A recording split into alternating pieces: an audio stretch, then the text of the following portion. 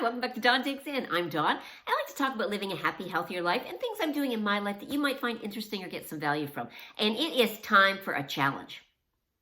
Are you ready for it? 40 days. 40 days from Monday till Good Friday.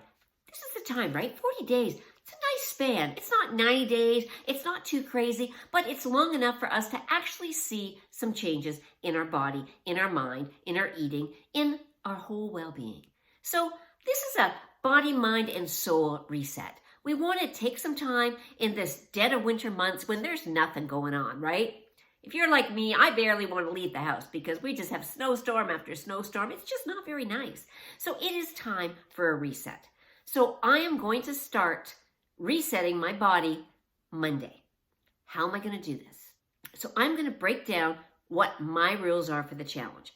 I have written them in my journal, okay? This is how I'm starting my journal, with what my goals are and what I am going to do for this challenge. And my challenge is going to start off with sleep. I know it's hard. And if you are perimenopausal, menopausal, postmenopausal, I've done them all. They all give you different challenges. And sleep is really one of them. But we want to try and get at least 7 hours of sleep. Try and make that sleep continuous, so that you are going to bed at the same time and waking up at the same time. Now, I am not a morning person, as I've told you many times.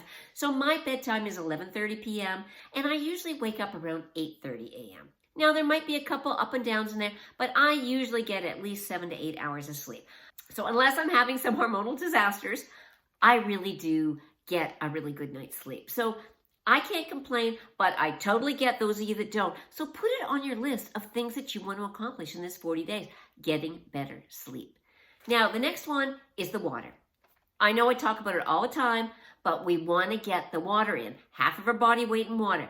Just get yourself a nice big mug and keep it full. Keep drinking it. You want half your body weight in water, at least 60 to 100 ounces a day. It's not that hard, and feel free to put whatever you need to put in that water. Whether it is squirt, you can do the Mio, you can do the Crystal Light, you can do an LMNT, like whatever you want. I use a Keto Cuts. I do believe it's linked below. And I've been using this for like 3 years. It has electrolytes in it, and I just like the taste. It's a blue raspberry. It tastes good. I do 1 scoop in a big pitcher for the entire day, and I just drink it throughout the day. And I know there's 100 ounces in that pitcher, so when it's gone, I'm done my 100 ounces.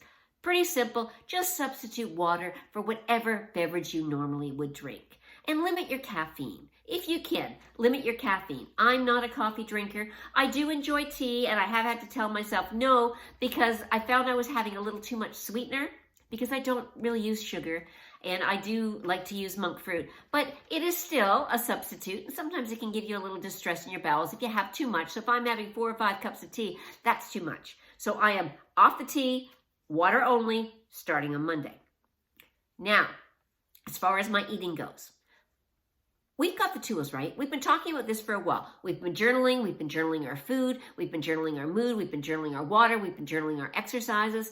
We know when to say no. We know the difference between our hunger and our cravings. We are aware of all of these things, okay? We've been working on them for a long time, and we are really aware. So now's the time to pull it all together so that we can have a really good 40-day challenge.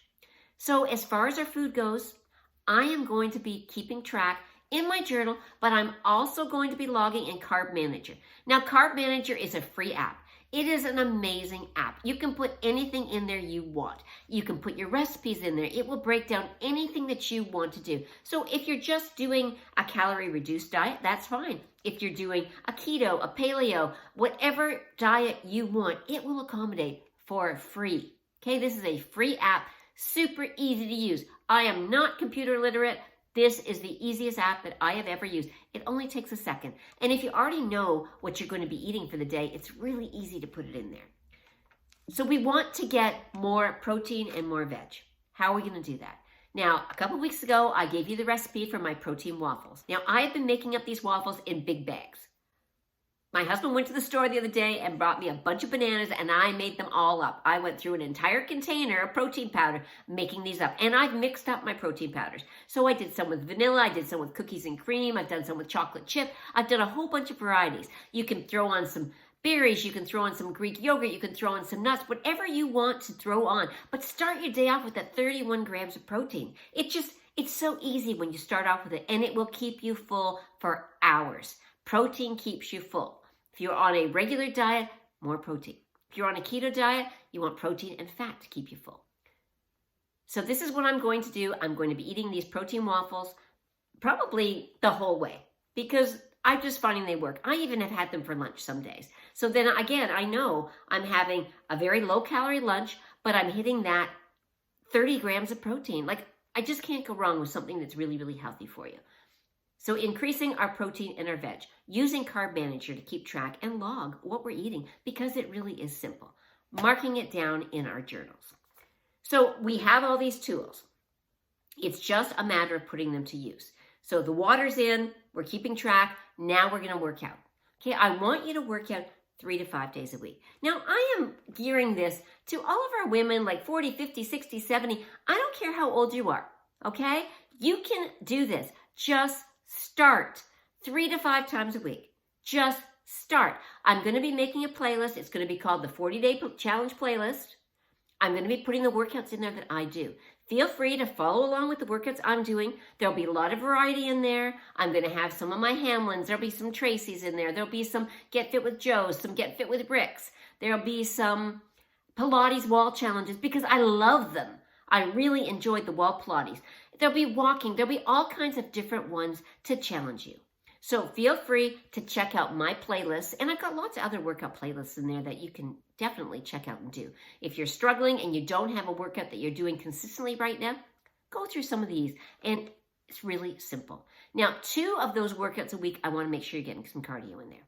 We want to get our 75 to 10,000 steps a day. Like, that is a given, and that is a lifetime thing. That is not something that we were only going to do for 40 days. That is something we need to do every single day. I don't know about you, but when I sit for long periods of time, I just feel old. I'm creaky, and I can't get up, and I can't straighten up, and my knees ache, and things are just sore. But if I keep my body moving, I just seem to do a lot better. So keep walking as much as possible. Find yourself taking active breaks during the day. If you sit at a computer, get up, walk around the room, walk around your kitchen, whatever you have to do, up and down the stairs a few times, but make sure that you are taking and setting active breaks for yourself, just so that you are moving. Now, we also want to work on the mind and the soul, right? These are really important parts. Mindfulness is so important. Get a book, get an Audible, a podcast, something that makes you feel good. And read that or listen to it every day for a few minutes. Do a mindful meditation, a quick 5-minute meditation in the morning just to set your intentions for the day and get you ready for what's to come. Reading a book, great way. Read before you go to bed, whatever works for you. And whenever you're doing your journaling, this is a good time for a little bit of mindfulness and self-care. 1 hour a week. Pluck your eyebrows, do a face mask, whatever you need to do, shave your legs, whatever it is, but spend some time on you. It's so important, and we need to do this ongoing. 1 hour is really not very much, and if you can do more, that's amazing. But aim for 1 hour of you time every week. Now, I'm going to be journaling in a couple different ways. I'm probably going to do the ticks because it works for me, right? 40 days, 40 ticks on the wall, rip them off as you go. Jot the date down in my book. I will probably do 3 different ways of journaling because it's just how I tend to do it. I'll be putting the date in my book, what workout I did I hit all my quotas, blah, blah, blah, blah, blah. Maybe a little gratitude in there as well. So you know how to do this now, right? We've talked about journaling enough. You know what you need to put down. It can be an entire page or it can be 4 little quick notes. Whatever works for you to make sure that you are being accountable to yourself. Best way, write it down.